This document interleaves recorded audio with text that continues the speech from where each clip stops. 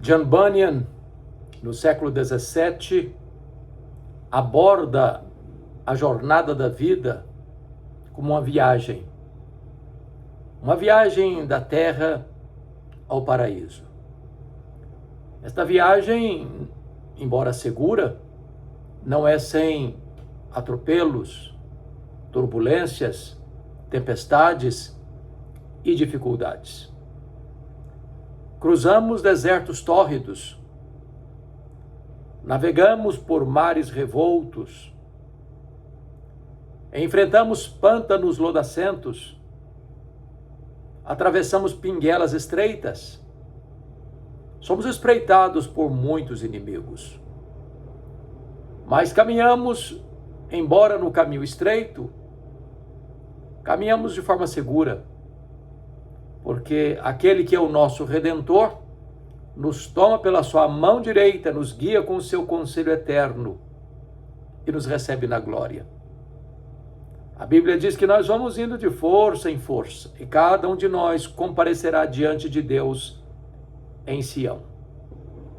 Embora os inimigos são tantos, aleivosos, perigosos, com as suas armas sutis, com as suas armadilhas perigosas, mas mais poderoso é o Senhor, que nos guarda e nos livra de todo mal. As tempestades da vida existem nessa jornada. Elas são inevitáveis, imprevisíveis, às vezes inadministráveis, mas todas pedagógicas. Quando o Senhor nos permite passar por turbulências nessa jornada, quando as tempestades chegam devastadoras, certamente elas têm um propósito. Não cremos em acaso, não cremos em sorte, não cremos em azar, não cremos em determinismo cego, não cremos em coincidência nem em determinismo. Cremos sim na providência generosa de Deus. A Bíblia diz que todas as coisas cooperam para o bem daqueles que amam a Deus, daqueles que são chamados segundo o seu propósito. Tudo que acontece conosco tem um propósito divino, porque Ele é quem está trabalhando em nós, esculpindo em nós a beleza de Cristo Jesus, o nosso Senhor, que aprendeu pelas coisas que sofreu. Portanto, se passamos por um vale, se cruzamos desertos inóspitos, se enfrentamos tempestades borrascosas, isso é para fortalecer e tonificar as musculaturas da nossa alma. Então, o que Deus tem em vista nessa jornada, às vezes turbulenta, é abrir os olhos da nossa alma para contemplarmos mais claramente quem é o nosso glorioso Redentor. Os evangelhos registram duas tempestades. Na primeira delas, Jesus estava no barco. Na segunda, Jesus vai ao encontro dos discípulos que estão aflitos no barco. Em ambas as tempestades, a conclusão é que Jesus é exaltado por uma experiência mais profunda dos discípulos. Na primeira tempestade, quando o mar se acalmou, o vento sossegou, diz a Bíblia que os discípulos se entreolharam e perguntaram uns para os outros: quem é este que até o vento e o mar lhe obedecem? Na segunda tempestade, quando Jesus acalma os discípulos e depois faz sossegar o vento, eles o adoraram e disseram: verdadeiramente és filho de Deus. Então, a primeira coisa que eu gostaria que nós refletíssemos agora é sobre este que está conosco, que caminhará conosco pelas estradas de 2026. Quem é este? Este é o Criador do universo. Este é o sustentador de toda a criação. Este é a semente da mulher. Este é o descendente de Abraão. Este é a coluna de nuvem. Este é a coluna de fogo. Este é o maná que desceu do céu. Este é a água que brotou da rocha. Este é o cordeiro da Páscoa. Este é representado pelo tabernáculo. Este é representado pela Arca da Aliança. Este é representado por aquilo que está dentro da arca, as tábuas da lei, o vaso com maná, a vara seca de Arão que floresceu. Este é representado pelo propiciatório que estava sobre a arca, onde a glória de Deus se manifestava. Este é representado pelas festas, este é representado pelos sacrifícios, este é representado pelo templo, este é representado pelo sábado, tudo era sombra dele, ele é a realidade. Este é o maravilhoso conselheiro, este é o Deus forte, este é o Pai da eternidade, este é o príncipe da paz, este é a raiz de Jessé, este é o filho de Davi, este é o sol da justiça, a brilhante estrela da manhã, este é o Messias, o amado e desejado de todas as nações. Este é aquele que nasceu de mulher, nasceu sob a lei para ser o nosso Redentor. Este é o Verbo que se fez carne e habitou entre nós, cheio de graça e de verdade, e vimos a sua glória, glória como do unigênito do Pai. Este é o fundamento da igreja. Este é o dono da igreja, o edificador da igreja, o protetor da igreja. Este é o Cordeiro de Deus que tira o pecado do mundo. Este é o Cordeiro que foi morto, mas está vivo pelos séculos dos séculos e tem as chaves da morte e do inferno. Este é a verdadeira luz que, vinda ao mundo, ilumina a todo homem. Este é aquele cujo nome está acima de todo outro nome, e não há nenhum outro nome dado entre os homens pelo qual importa que sejamos salvos. Este é o grande eu sou. Este é a luz do mundo, este é o pão da vida, este é a porta das ovelhas, este é o bom pastor, este é a ressurreição e a vida, este é o caminho e a verdade e a vida, este é a videira verdadeira. Este é aquele que andou por todo lado, libertando os oprimidos do diabo. Os cegos viram, os surdos ouviram, os mudos falaram, os coxos andaram, os leprosos foram purificados, os mortos ressuscitaram. Este é a nossa paz, a nossa justiça, a nossa alegria, a nossa herança, a nossa recompensa. Este é o Filho de Deus, o Salvador, que é Cristo Senhor. Este é aquele que desceu do céu. Sendo Deus, não julgou como usurpação o ser igual a Deus. Antes a si mesmo se esvaziou, assumindo a forma de servo, humilhando-se até a morte, morte cruz, pelo que também o Pai o exaltou sobremaneira. Ele deu o nome que está acima de todo nome, para que o nome de Jesus se dobre todo o joelho nos céus, na terra e debaixo da terra, e toda língua confesse que Jesus Cristo é Senhor, para a glória de Deus Pai. Quem é este? Este é o único nome dado entre os homens pelo qual importa que sejamos salvos. Este é o único mediador entre Deus e os homens. Este é o caminho para Deus, este é a porta do céu. Este é o autor da vida, este é a ressurreição e a vida. Este é o sentido do nosso viver. Quem é este? Este é aquele que por amor de nós sangrou no Getsemane, que por amor de nós foi cuspido e esbordoado no sinédrio judaico, que por amor de nós foi vilipendiado e golpeado lá no pretório romano. Quem é este? Este é aquele que andou pelas ruas de Jerusalém com apupos e vaias, carregando uma cruz maldita, levando sobre o seu corpo no madeiro os nossos pecados. Este é aquele que foi crucificado, mas transformou aquele patíbulo de horror num palco para a glória de Deus e num instrumento para a nossa salvação. Este é aquele que morreu pelos nossos pecados, foi sepultado, mas ressurgiu segundo as Escrituras para a nossa justificação. Este é aquele que venceu a morte, entrou nas entranhas da morte, arrancou o aguilhão da morte, matou a morte e ressurgiu gloriosamente. Este é aquele que voltou ao céu, está assentado à destra da majestade e derramou de lá o Espírito Santo para estar para sempre conosco.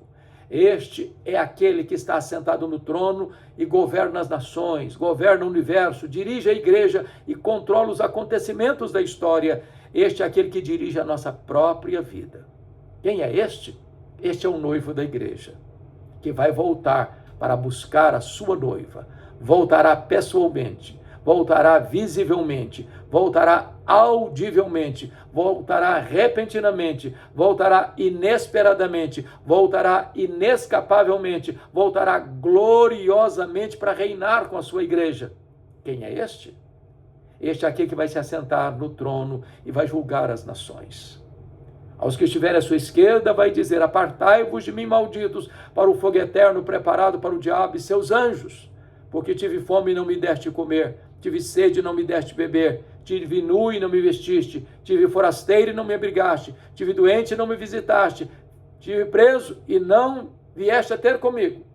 Mas dirá aos que estiverem à sua direita: vinde, benditos de meu Pai, entrai na posse do reino que vos está guardado desde a fundação do mundo. Quem é este? Este é o Rei dos Reis, que vai assentar no trono, e nós estaremos com ele, assentados em tronos, corregentes com ele, reinando com ele, servindo a ele, com corpos imortais, incorruptíveis, corpos gloriosos, poderosos, celestiais, semelhante ao corpo da sua glória. Este é aquele a quem vamos adorar e afirmar: verdadeiramente és filho de Deus. Certamente, quando passamos por tempestades, isso não é apenas para nós olharmos a grandeza dele, a majestade dele, mas também para nos prostrarmos e adorarmos a ele, porque para isto fomos criados, para isto existimos. Deus nos criou para ele mesmo, como disse Agostinho de Hipona, e a nossa alma não encontrará pouso até que nos voltemos para ele. Por que passamos por lutas? Porque enfrentamos tempestades? Conforme a mais recorrente pergunta da filosofia e da teologia, se ele nos ama, por que sofremos?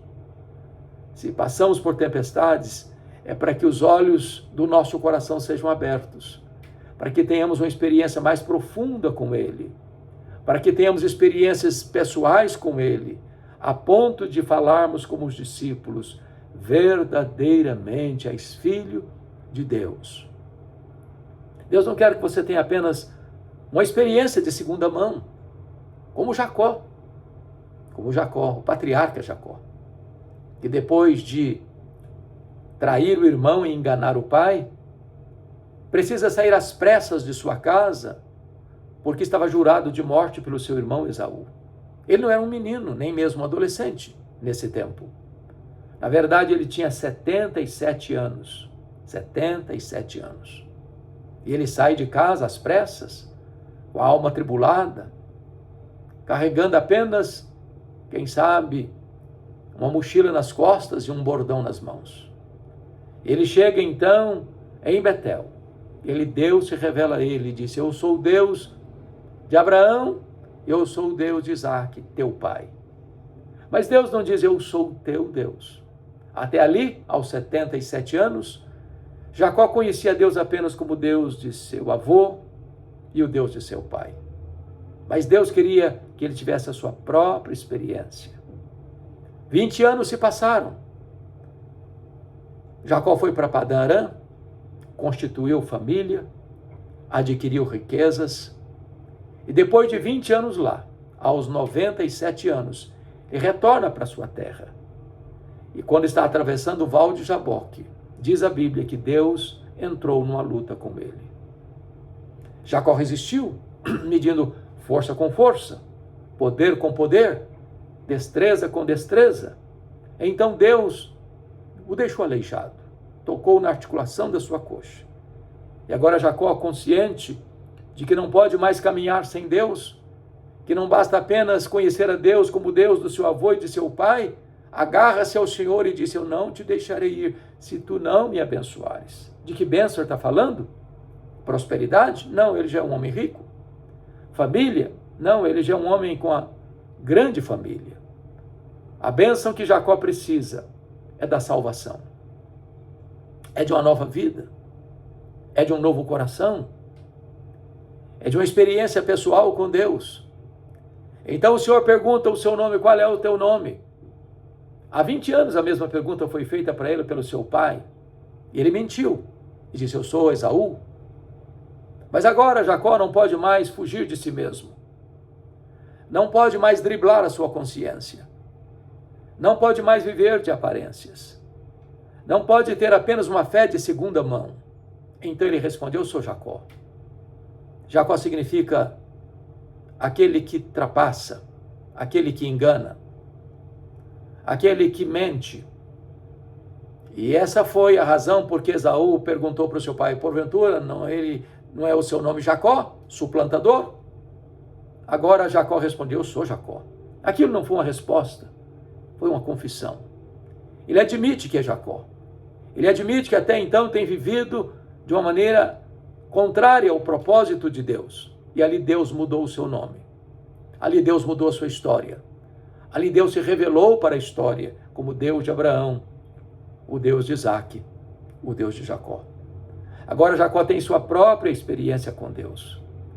As tempestades da vida vêm às vezes assim. Deus faz o seu próprio caminho na tempestade, para ter acesso ao nosso coração, para mudar a nossa história, para abrir os olhos da nossa alma, para nós nos rendermos também e o adorarmos.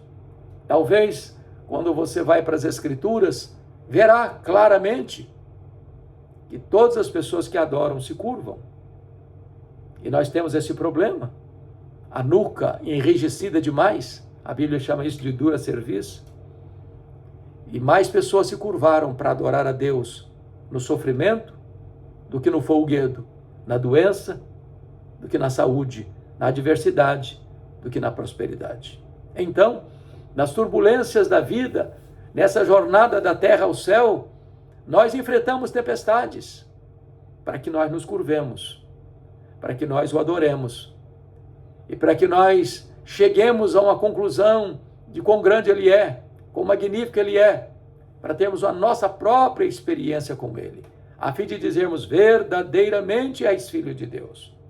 Aqueles discípulos já sabiam disso, já tinham visto Jesus tantas vezes realizar grandes, estupendos milagres. Eles viram Jesus dar vista aos cegos, viram Jesus dar voz aos mudos, viram Jesus dar audição aos surdos, viram Jesus dar movimento aos coxos, viram Jesus purificar os leprosos, viram Jesus ressuscitar os mortos. Jesus fez tantos milagres na vida de tanta gente, mas agora Jesus faz um milagre na vida deles. Eles agora têm a sua própria experiência e afirmam: verdadeiramente és filho de Deus. Talvez você esteja passando por uma grande tempestade na vida.